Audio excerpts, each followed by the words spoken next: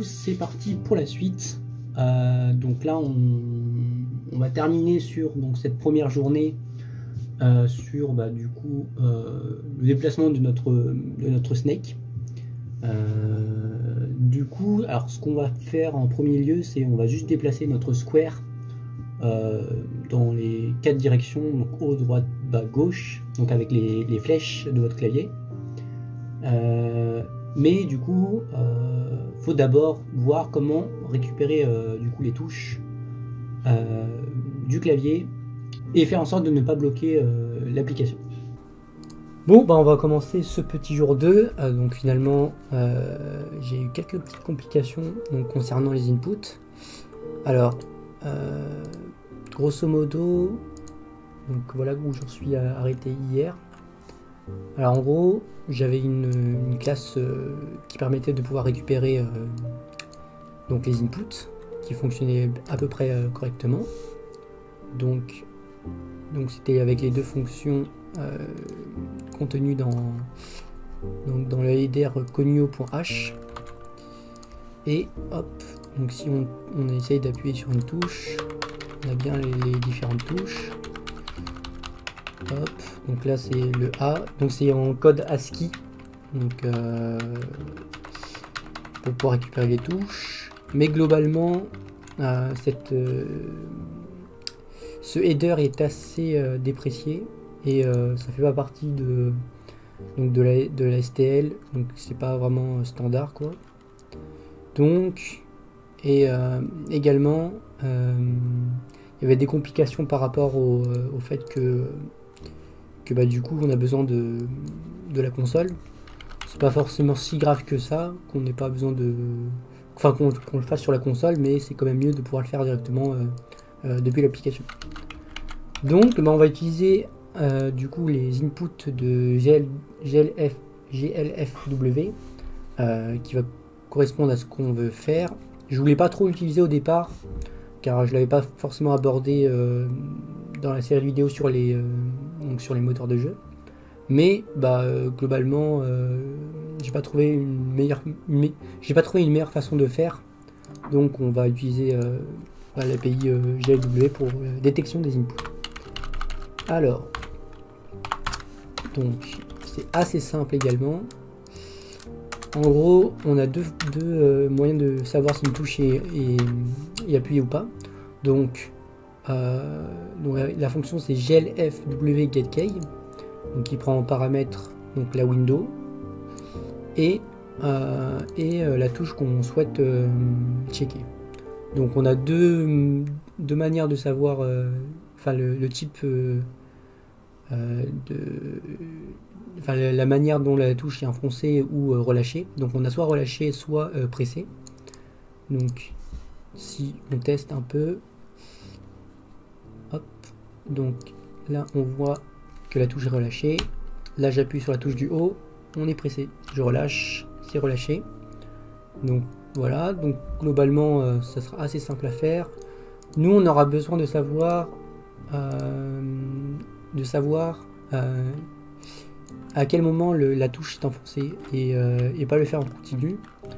Donc ce qu'on va faire, on va créer 4 booléens. Donc up égale false, down égale false, left égale false, right égale false. Voilà. Et ce qu'on va faire ici, donc hop, si c'est pressé, c'est que c'est égal à true. Hop, donc up égale true. Et else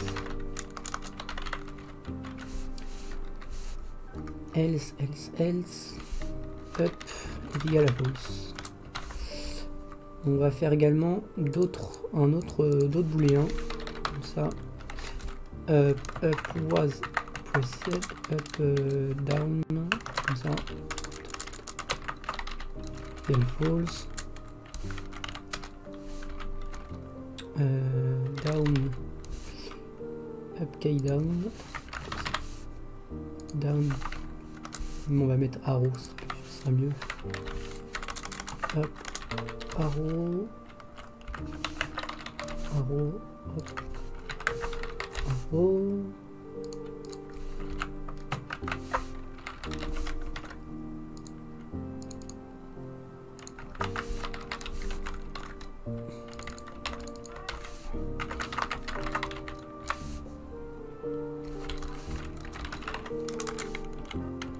Alors false, donc après on a left, arrow, key, down,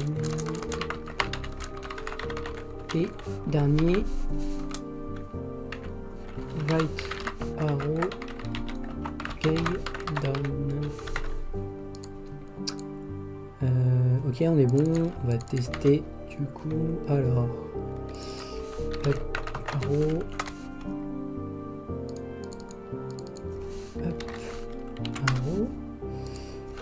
Alors, on va faire false dans tous les cas. Et ici, hop,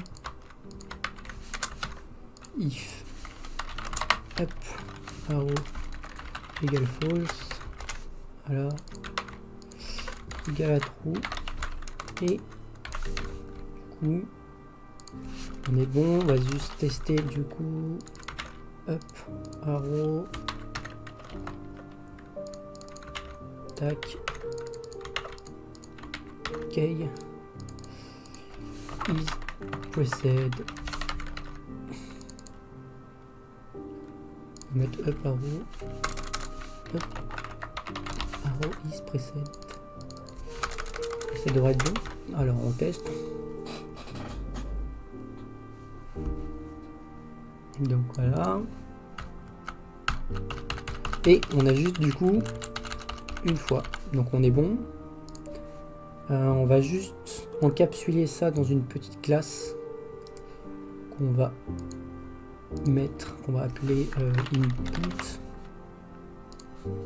Comme ça, ce sera beaucoup plus simple. On va faire voilà, hop. If and def 8, donc input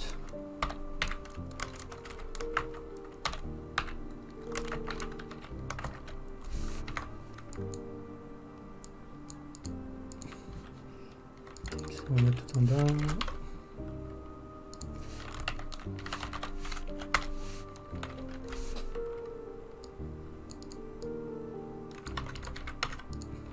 Voilà. Ce qu'on va faire, on va mettre main. Alors on retourne à main et on va copier ces deux trucs ici. Hop. On n'est pas là pour faire une API complète d'input. C'est pas le but ici. Donc ça on en s'occupera dans la série de vidéos sur les moteurs. Mais voilà, globalement. Tac. Alors, boum. Voilà, tac, on met boum ici aussi.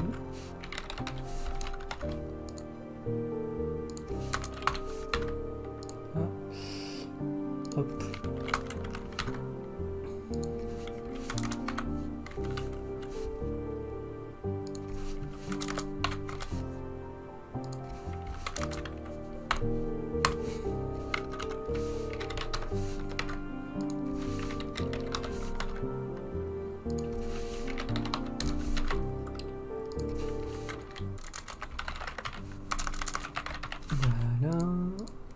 On va tout mettre en public.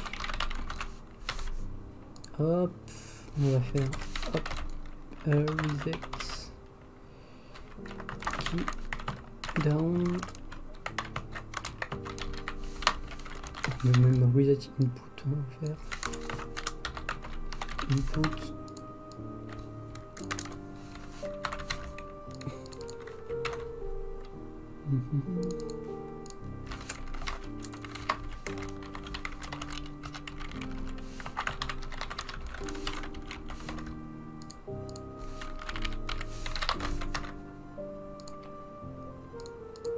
Et alors hop, on met des M un peu partout.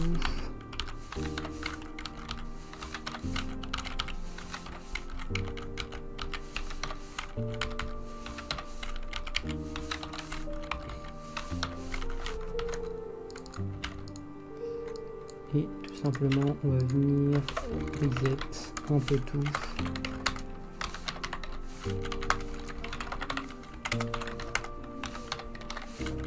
Égale false. Alors, pour les effets, left. Hop. Égale false. Ok, alors on va donc aller dans main. On va le créer ouais, juste ici, input, donc on n'oublie pas d'inclure, donc ça on peut le supprimer. Include input.h et input, hop. Alors m input est égal à tac tac tac.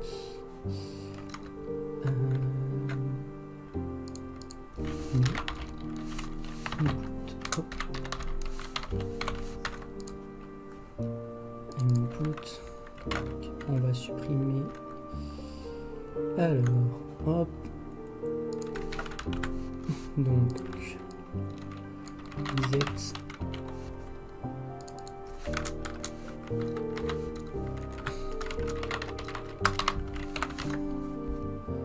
Reset input, et ce qu'on va faire donc ça on va faire ça comme ça. Hop. Check input. Hop.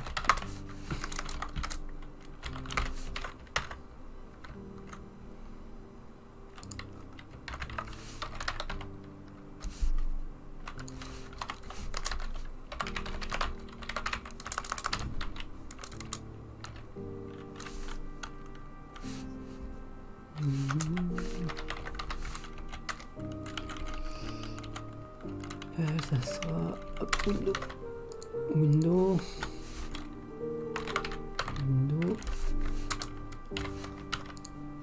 Alors ok,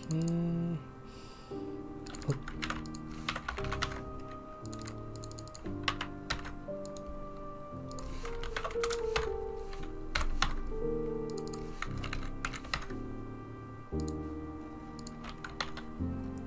Alors qu'est-ce qui pose problème? Blablabla. Window.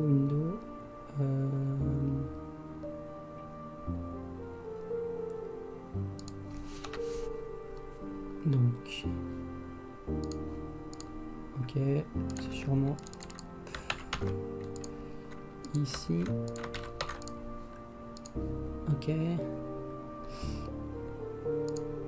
M up.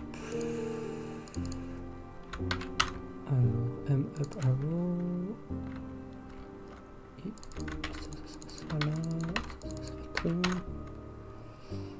Hop. D'ailleurs, le reset input,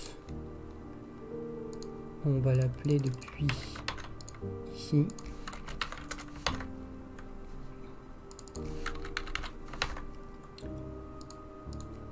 Ok. Alors, tac. Ça c'est bon. On va faire la même chose pour le reste. Donc.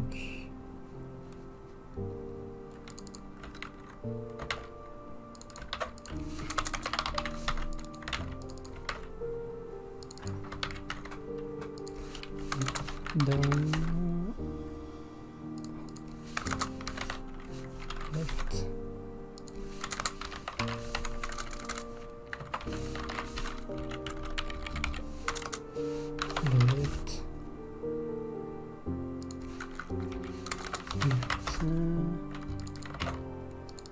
left, right.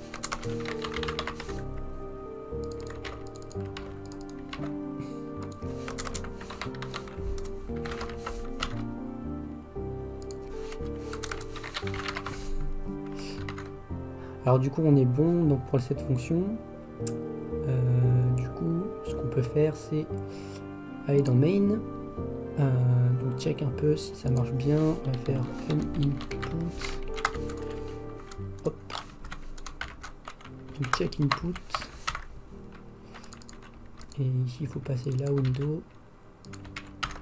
Hop.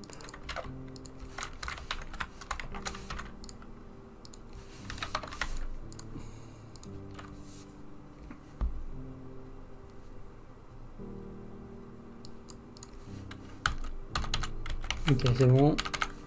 On est bon. Alors maintenant, ce qu'il faut faire, du coup, c'est déplacer donc notre snake de case en case. Donc pour ce faire, c'est plutôt simple. Enfin, quoique, il y a quand même un petit truc à faire.